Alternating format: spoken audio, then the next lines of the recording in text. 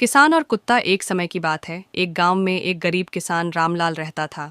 वह बहुत मेहनती और ईमानदार व्यक्ति था। उसकी एक छोटी सी झोपड़ी थी और कुछ जमीन जिस पर वह खेती करता था। रामलाल के पास एक वफादार कुत्ता था जिसका नाम शेरू था। शेरू बचपन से ही रामलाल के साथ था और उसका सबसे अच्छा साथी था। रामलाल और शेरू की दोस्ती। शेरू केवल एक पालतू जानवर नहीं था बल्कि रामलाल का सच्चा मित्र था।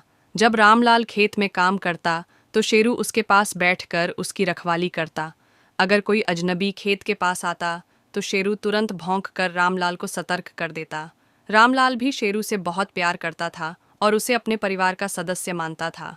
बुरे समय की शुरुआत। एक साल गांव में भारी बारिश हुई और रामलाल की फसल पूरी तरह से नष्ट हो गई। वह बहुत दुखी हुआ क्योंकि उसके पास खाने के लिए कुछ भी नहीं बचा था। धीरे धीरे उसकी जमा पूंजी भी खत्म हो गई और उसे कर्ज लेने की नौबत आ गई।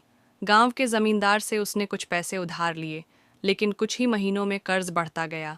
शेरू को यह सब समझ नहीं आता था, लेकिन वह हर वक्त अपने मालिक के साथ रहता था। वह उसके दुख में भी उसके पास बैठा रहता, जैसे कि उसे दिलासा दे रहा हो।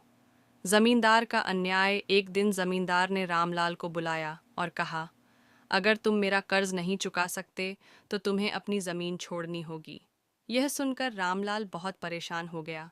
उसे समझ नहीं आ रहा था कि क्या करे। वह निराश होकर अपने खेत के पास एक पेड़ के नीचे बैठ गया। शेरू उसके पास आया और अपना सिर रामलाल की गोद में रख दिया। रामलाल ने प्यार से शेरू के सिर को सहलाया और बोला, शेरू, अब हमारे पास कुछ भी नहीं बचा। मैं नहीं जानता कि आगे क्या होगा। शेरू की समझदारी। शेरू बहुत होशियार था। उसने देखा कि उसके मालिक के पास खाने के लिए कुछ नहीं है।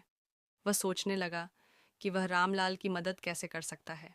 अचानक उसकी नाक में कुछ महक आई। वह सूंघता हुआ गांव के बाहर जंगल की ओर चला गया। वहां उसने एक पुराना खजाना देखा जो जमीन में आधा दबा हुआ था। शेरू ने अपनी तेज नाखूनों से जमीन खोदनी शुरू की और कुछ ही समय में एक बड़ा सा घड़ा निकाल लिया।